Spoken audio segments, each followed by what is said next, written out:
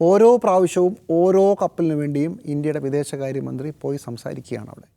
അതാണ് ഇറാൻ്റെ തന്ത്രം. അത് ഇന്ത്യക്ക് വേണ്ടി മാത്രമല്ല, ഇപ്പോൾ നമ്മൾ മനസ്സിലാക്കുന്നത് സെലക്റ്റീവായി ചില രാജ്യങ്ങൾക്ക്. ഇപ്പോൾ ഇതിന് തൊട്ട് മുമ്പ് ഇറാൻ ചെയ്തൊരു കാര്യം, ഞങ്ങൾ നിങ്ങളെ ആക്രമിക്കില്ല, പകരം അമേരിക്കയുടെയും ഇസ്രായേലിൻ്റെയും എംബസി ഉദ്യോഗസ്ഥന്മാരെ പുറത്താക്കും, എങ്കിൽ നിങ്ങളുടെ രാജ്യം ആക്രമിക്കില്ല എന്നൊരു കഴിഞ്ഞ ആഴ്ച ഒരു പ്രഷർ കൊടുക്കുകയാണ്. അതുപോലെയാണ് ഇവിടെയും. ഇന്ത്യയോട് ഈ കാര്യം പറയുന്നു. മറ്റ് പല രാജ്യങ്ങളും ഇതിപ്പം അവിടെ വിദേശകാര്യമന്ത്രിക്ക് ഇരിക്കാൻ വയ്യ, നാട്ടുകാർ മുഴുവൻ ഫോൺ ചെയ്യണം, എല്ലാവരുടെയും കപ്പലിരിക്കുകയാണ്, എല്ലാവർക്കും ക്രൈസിസാണ്, എല്ലാവർക്കും LPG കടന്നു കിട്ടണം. അങ്ങനെ ഇരിക്കെ ഇന്ത്യൻ സർക്കാർ അടക്കമുള്ളവർ ഓരോ പ്രാവശ്യം ഓരോ കപ്പലിന് വേണ്ടിയും യാചിക്കുന്നു. തിരിച്ചെന്തായിരിക്കും ഇറാൻ പ്രതീക്ഷിക്കുക? ഇറാൻ വളരെ അവർക്ക് ആവശ്യമുള്ള ലിവറേജ് നടത്താൻ ശ്രമിക്കുകയാണ്. ഒരു പ്രധാനപ്പെട്ട കാര്യം, ഈ വർഷം ആദ്യം ഇറാൻ്റെ 3 കപ്പലുകൾ ഇന്ത്യ പിടിച്ചെടുത്തിരുന്നു. അത് അമേരിക്കയുടെ വിലക്കുള്ള പുറത്തു പോയി എണ്ണ വിൽക്കാൻ പാടില്ല എന്ന് പറയുന്ന ആ കപ്പലുകളാണ് ഇതെന്ന് പറഞ്ഞാണ് ഇന്ത്യ പിടിച്ചെടുത്തത്. അതിൻ്റെ ഉദ്യോഗസ്ഥന്മാർ ബോംബെയിൽ തടവിലാണ്.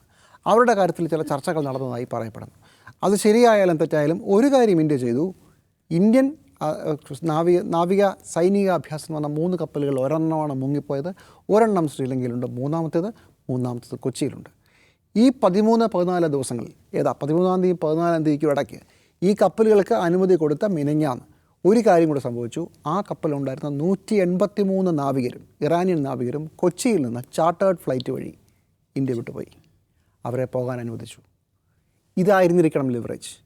ഇങ്ങനെ ഓരോ കപ്പൽ കടന്നു പോകുന്നതിനും ഓരോ പ്രാവശ്യം ഓരോ ലിവറേജുകൾ, ഓരോ തരത്തിലുള്ള ആവശ്യങ്ങൾ ചോദിക്കും. അത് ഇന്ത്യയോട് മാത്രമല്ല, ഓരോരുത്തരോടും ചോദിക്കും. അപ്പോൾ ഇറാനെ സംബന്ധിച്ചിടത്തോളം യെസ്, ആ കപ്പൽ പോട്ടെ എന്ന ഒരൊറ്റ നിർദ്ദേശം പോയാൽ ആ കപ്പൽ പോകും. പക്ഷേ അതിന് ഇറാൻ ചോദിക്കുന്ന വില അതിഭീകരമായിരിക്കും. ഇന്ന് ചോദിക്കുന്ന വിലയായിരിക്കില്ല അടുത്ത ആഴ്ച ചോദിക്കാൻ പോകുന്നത്. കാരണം അത്രയും വലിയ ക്രൈസിസ് ലോകത്ത് കൂടും. അതിഭീകരമായ സാമ്പത്തിക പ്രതിസന്ധിയും ജനങ്ങളുടെ ആഭ്യന്തര പ്രശ്നങ്ങളും പട്ടിണിയും ഇന്ധനം വരാത്തത് കൊണ്ടുള്ള മറ്റൊരുപാട് പ്രശ്നങ്ങളുണ്ടാകും. അപ്പോൾ അതനുസരിച്ചുള്ള സമ്മർദ്ദമാണ് നടത്തിക്കൊണ്ടിരിക്കുന്നത്. LPGയിൽ 40% 45% നമ്മൾ ആഭ്യന്തര ഉൽപ്പാദനമാണ്, ബാക്കിയാണ് പുറത്തുനിന്ന് വരുന്നത്. ആ പുറത്തുനിന്ന് വരുന്നതിൽ 80% ഹോർമൂസ് കടലുകൾക്ക് വഴി ഈ പറഞ്ഞ രാജ്യങ്ങളിൽ നിന്ന്, ഗൾഫ് രാജ്യങ്ങളിൽ നമ്മൾ കൊണ്ടുവരുന്നതാണ്. ഇത് മാത്രമല്ല, ഇന്ത്യയുടെ ഈ LPG റിസർവ് വെറും 2 ദിവസത്തേക്ക് മാത്രമേ ഉള്ളൂ. ഇന്ത്യൻ സർക്കാരിൻ്റെ ഡിസൈൻ ഇപ്പോൾ നമുക്ക് രണ്ടിടത്താണ്, ബംഗളൂരുവിലും മറ്റൊരു സ്ഥലത്തുമാണ് ഈ റിസർവ് വെച്ചിരിക്കുന്നത്. ആ റിസർവ് 2 ദിവസത്തേക്കേ ഉള്ളൂ. ഇന്ത്യയുടെ പെട്രോളിയം ശേഖരം പക്ഷേ അതിലും വലുതാണ്.